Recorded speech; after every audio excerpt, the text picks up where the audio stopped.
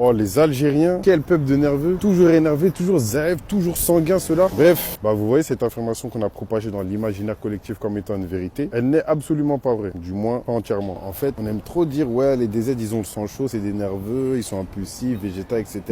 Ce caractère propre aux Algériens, il vient pas de nulle part. Et il s'explique historiquement et sociologiquement. J'ai moi-même été longtemps en accord avec cette vérité, du moins cette idée qu'on a partagée comme étant une vérité alors que pas du tout. Et quand tu t'intéresses à l'histoire de l'Afrique en général, en fait tu peux pas étudier l'histoire de ce continent sans étudier celle de l'Algérie. Cette imagerie qu'on a partagée autour des Algériens, encore une fois, en vérité ce n'est rien d'autre que le résultat et les conséquences d'un héritage colonial marqué par le sang. Quand tu lis Les damnés de la terre de Frantz Fanon, auteur qui a activement participé à la révolution algérienne dans les années 60, qui a elle-même été un des modèles de libération de l'Afrique de manière générale, parce que oui, les Algériens font partie des premiers indépendantistes du continent, en lisant ce livre, tu te rends compte que on te parle du côté sanguin des Algériens comme une colère injustifiée qui n'aurait aucune origine sociale ou historique et qu'elle serait genre juste dans leur nature alors qu'en vérité elle est dans leur histoire. Il y a un passage qui permet un peu d'expliquer tout ça où Fanon dit, je cite, la première chose que l'indigène, l'Algérien, apprend, c'est à rester à sa place,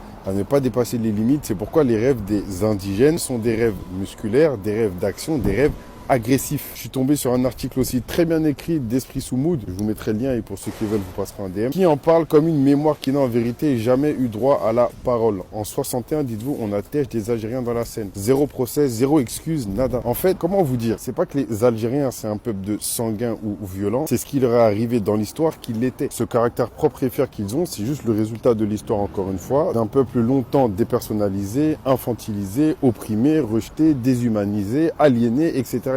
Tu ne peux pas, après avoir traversé tout ça pendant des décennies et des décennies, et ensuite reprocher à cette descendance de manifester une personnalité trop impulsive. Et le tout sous prétexte qu'elle n'est pas en accord avec des normes fixées par les descendants de ces mêmes oppresseurs. Moi, je suis des Z. Mes parents, ils me racontent leur histoire. Mes grands-parents aussi. Je vais développer le même caractère, les gars, je vous dis la vérité. Arrêtez de croire que les colonies, c'était il y a 1000 ans. Il y a une scène très intéressante dans la série The Boondocks. Pour ceux qui l'ont pas vu, c'est un banger. Je vous conseille d'aller la regarder. Huey Freeman, un des personnages principaux, dit, je cite, je n'ai pas de patience envers l'homme blanc qui tente de nous apprendre à comment répondre à l'oppression tout en le confortant dans ses propres privilèges. Il n'y a aucun monde logique où on peut demander à l'oppressé de canaliser ou de pacifier sa réponse à l'oppression. Ça n'existe pas, les gars. Les mêmes qui vont décrire ce caractère soi-disant propre aux Algériens sont les mêmes qui vont se plaindre que les banlieusards et les jeunes de quartier brûlent des poubelles et saccagent tout quand un cop est capable d'allumer un gosse et repartir avec le million. Quel choix de réponse existe-t-il réellement quand la passivité elle-même est punie par la violence et par le sang? Cette attitude de nerveux et de sanguin qu'on aime bien décrire des Algériens, c'est juste la libération d'une colère transmise d'une génération d'oppressés à une génération qui refuse de revivre des schémas pour lesquels ils n'ont jamais obtenu ni excuse ni réparation. Cette fierté qu'on perçoit comme mal placée, c'est la manifestation d'une fierté passée qui, elle, a été bafouée de la plus violente des manières et qu'on retrouve aujourd'hui dans leur patriotisme, leur amour pour le drapeau et le fait qu'on soit capable de le voir à n'importe quel événement sportif